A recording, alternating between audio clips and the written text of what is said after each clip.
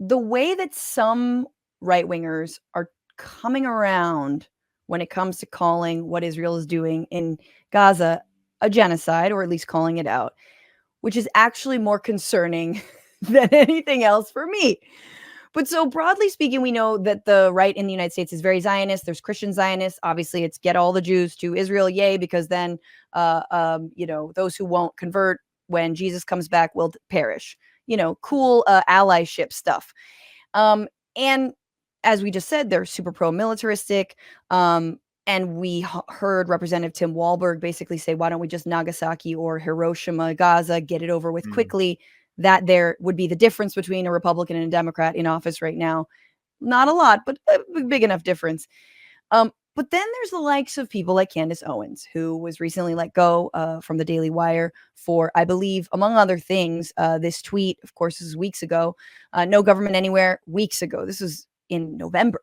No government anywhere has the right to commit a genocide ever. There's no justification for genocide. I can't believe this needs to be said or is even considered the least bit controversial to state. And that was, again, so long ago. Obviously, this is broken clock syndrome, but then there's some other broken clocks we got going on. Alex Jones. Israel has lost the high ground. And this is in a quote tweet where we saw that drone footage of those 3 young boys being murdered. Israel's lost the high ground. This is not war. It is robotic mass genocide. Section 1091 of Title 18, the United States Code prohibits genocide, whether committed in the time of peace or time of war. Genocide is defined in 1091, includes violent attacks with specific intent to destroy whole or in part a national, ethnic, or racial religious group. What? Alex Jones. And then finally, before I kick it to you, John Marco, this from Joe Rogan, who in 20 minutes before this conversation is like, I mean, why can't I link vaccines and autism? Just again and again and again, the highest paid podcaster, Spotify's golden goose. Here's what he had to say. I want to know what she was fired for. Because was it criticism of Israel? Did she show that Edward Snowden video that he put up on Twitter that shows them drone bombing those kids those men, I should say, unarmed people that were walking towards the rubble that clearly weren't causing any danger to anybody? Like, they were always saying they're only targeting Hamas and everybody else is a casualty.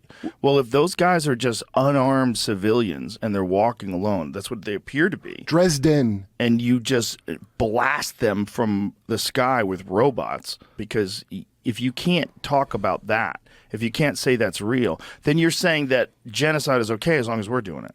And that is what we're saying. And if you're saying that from a perspective of someone who literally went through the Holocaust, or your people, your tribe went through the fucking Holocaust, and now you're willing to do it?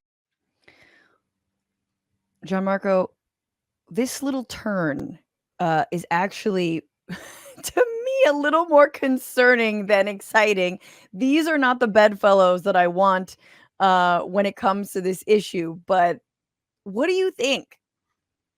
I think I have two thoughts. One I think is folks like Joe Rogan, sometimes for better and sometimes for worse, are less tied to needing the powers that be, the generalized powers that be. And by that, I mean, you get to go on the Tonight Show, you get to go on the New, you get to do all these kind of more mainstream things connected to Lorne Michaels is not meeting with him. Yeah. So he's free in the sense that he can share a thought independently. Sometimes it's a good thought. Sometimes it's a bad thought. Sometimes the mainstream thinking, particularly I would argue scientifically, is usually stronger. And then other times when it comes to politics or geopolitical affairs, it is a little more biased and skewed. And that's an understatement. The second thing, though, I want to say, and this is more for Candance Owens, who I have no real respect for, and all those influencer types, is that to me they're a brand. Candance Owens is a brand, and she's looking out for her company, and it's the same way of like if Nike, let's say Nike does some ethical actor. Nike's like, we are going to support. Forgive me. What was the football player who was basically couldn't get on the team? He kneeled during the anthem. Oh, yes. We're so bad. Come on, chat, help me. Chris Kaepernick. Kaepernick, yeah. So if Nike hires Kaepernick as a spokesman or whatever, you don't have to go, Nike's good. Nike made a calculated decision that ultimately, for their brand standing in the world, now you can go, oh, that's good. Oh, that's good. Kaepernick deserves flowers. Kaepernick deserves some kind of compensation for being brave in the face of this thing. But you don't have to like Nike. And in that same sense, I refuse to believe, and I don't care even if it does, that Candance Owens, this particular cause, she's emotional about. She's ultimately a brand. I promise that she made that decision either seeing the way the tides were turning or going, you know what, I can carve out my own thing over here. So I don't need to go, brava Candace. I can just go, oh, the tweet that she wrote there is true. I don't need to, the same way when Nike does something good, I don't have to go, well, Nike's good. Well, look at the history. Right. I mean, no one's heralding, like Bud Light for putting Dylan Mulvaney, giving Dylan Mulvaney a, sponsorship. It's they're making money moves. I mean, what's interesting about the issue of, I think you're totally right when it comes to Rogan, is that there's literally nothing he can say that would make Spotify drop him. And as you mentioned earlier, kind of one of the only issues you can truly get canceled over anymore. You gotta at least assault 50 to 60 people, number one. Or unless you have an NFL contract already in place. Exactly. Or you have to speak out about Palestinian human rights. And if you do, that is when you can truly, and people have been canceled. And Candace will be totally fine. I guess the reason that it worries me is because these are actual anti-Semites, in my opinion. Alex Jones hasn't really said the Jews do X, Y, and Z, but he's platformed everybody. The Richard Spencers, the David Dukes, all those fools, and the cabal and the establishment and the this and the that, and the powers that be are always sort of coded Jewish. That is kind of the way they run. And then Candace Owens is openly, embraced obviously Kanye West, but then Nick Fuentes, who's still a Trump supporter, who's like, hey, when Trump comes back, maybe we should round up Jews, that kind of stuff that people are openly floating.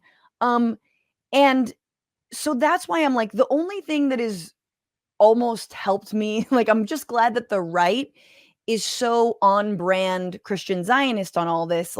Yeah, they love war. They don't care about Palestinians, because when they start to come to maybe the realization that Israel's not the good guy is when the actual anti-Semitism might happen. Right. Which is sort of why I'm concerned, but and Matt and I, my husband get into this conversation all the time, which he's Israel literally makes people anti-Semitic. The fact that their actions, which they claim to do in the name of all Jews, turns people against Jews. And that's not a reason, that is a far reason to be on the side, to want to change the policy here. But it's just a natural reaction to what's going on, is that dingbats who see this and are like, hey, that is bad. Must be the Jew, the project of Zionism, conflating Judaism and this ethno state, actually makes Jews around the world less safe. 100%, I agree. And I think on the other hand, though, you could argue, if you were a Zionist, that it forces a lot of Jews to embrace whatever actions they decide because they feel like it's the only way. When Biden says so sickeningly, the way he goes that, without Israel, Jews aren't safe. And as a Jew, it's so infuriating, because you go you are merely throwing coal into the flame of the anxiety of well, we need this or we're fucked. Right. And then you're gonna, it's obviously the whole prospect of it is very dangerous, because every government commits crimes in the history of the world. And so if you are going to equate criticizing the government with anti-Semitism, you are begging for more anti-Semitism. Yes, absolutely. What's going on, Frantifa? If you haven't already, subscribe to this channel right now. Hit that button. And also, you can become a patron and support the show every single week. Get access to bonus episodes and exclusive merchandise. Patreon.com/bitchuationroom. Do it.